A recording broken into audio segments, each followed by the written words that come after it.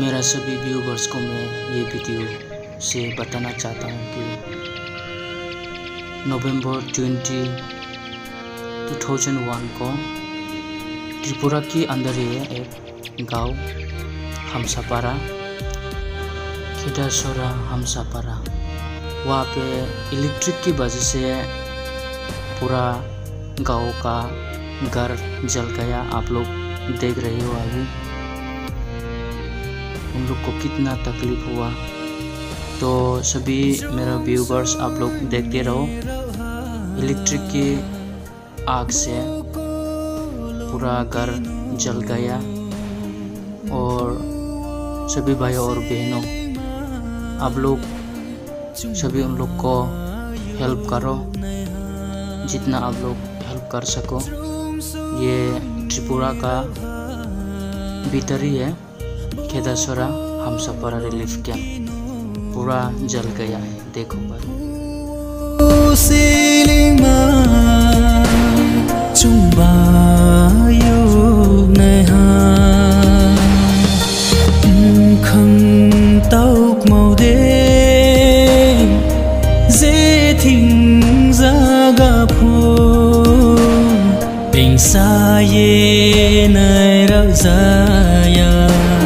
Chini zatile Bruni zati pura zani zatisle Khusu dengrai mole chaya tong sina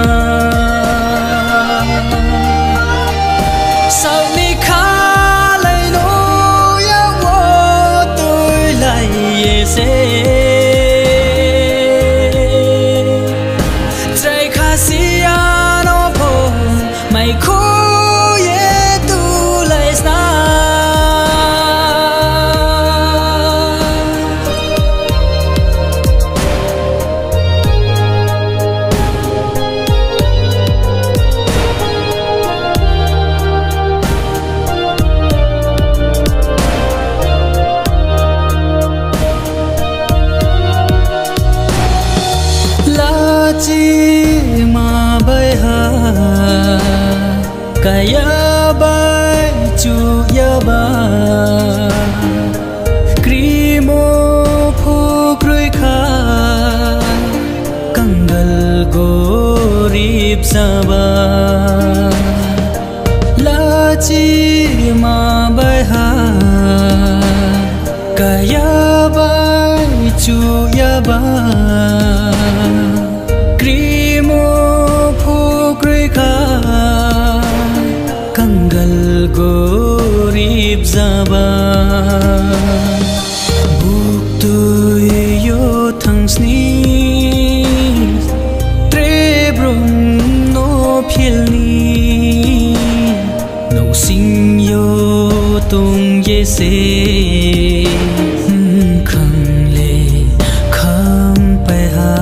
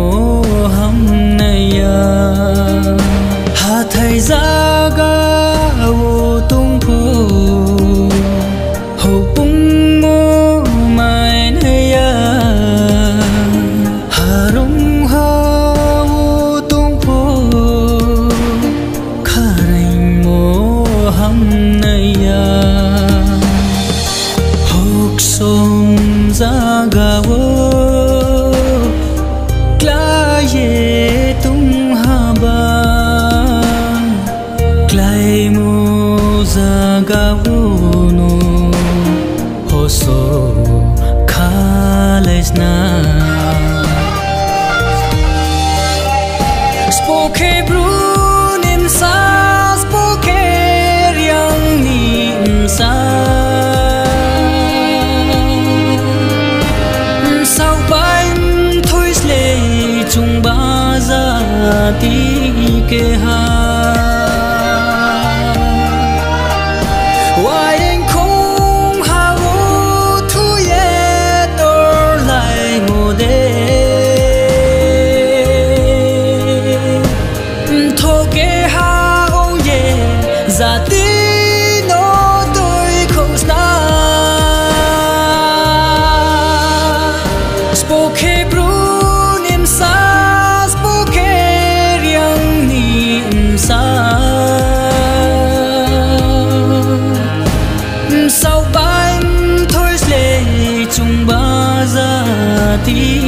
ke ha waing khong ha wo thu ye tor lai ngo de tho ke ha ong ye za ti no toi ko sa tho ke ha ong ye za ti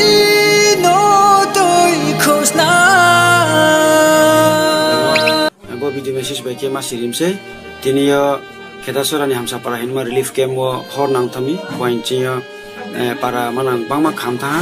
akemi brono chong nakro ne ma je yau chomsi chuba churi anai ma o chini pap je matang tonema YB ni primary committee tonema narono keha samung mari ne ha abokek mai ke naro jan parawo goro hamsa parawo chuba churi nem bawo nakro nem bawo je maimo nobui khang ye rang de mai ri de mai rang lota de mai adale no phoke mai rang ta bang ma tong sam pho tong geri phono ri chum sam pho tong use ke ma ta phono ri ne ke ri to audi masa collection kelegra di collection ki ye na region thia per di region ro central no ri nai abu ki ye chong biskang soni baro date khalar di biskang soni baro chu wah bai ki Sara Tripura ni YB team wah bai ki chong thang ye aro diwe nei soni baro kemin na joto phaidi je tham chunai aro chong chin parani YB unit chin parani unit chin region ye wang ke janjan kiriya mani wah bai ki central bai pal ke wah bai ke je thangmai ne ma thang nai abo ke biskang soni baro na dia nei kemin na ni ya wa barksungha jora tu bo barksungha no collection kelegra di je maim sing rang meke rang pola di rimakiri pola di merolota meke merolota pola di merong meke merong pola di ago kia chong biskang soni baro bron yawo tangi suri dia nei bokhe chini primary roni primary member roni samuha abin peke region rono ang masapio naro proper guide khedi chini primary boy ni member no guide khedi jate brao naron tiya shonibar niskang su peri ni brishibar shukrobar no ni asu peri ni oke naron tisu boy peke naro jongbai contact khedi central by chin GS by contact kemayo and peke ang by contact kemayo abo kia chong sahan salo sonibaro thangye chuba chuje saya chong siria nai and peke YB na khoye po ang kabom chu chini broom chi photrek bangma NGO tu naro po je breke mai je mai mon jora wa naro po sathai lagradi chini jati tinio no hu khami bujukri khatu sa ko bai tu ha kemen no je mam si collection kia na pori nama kelai di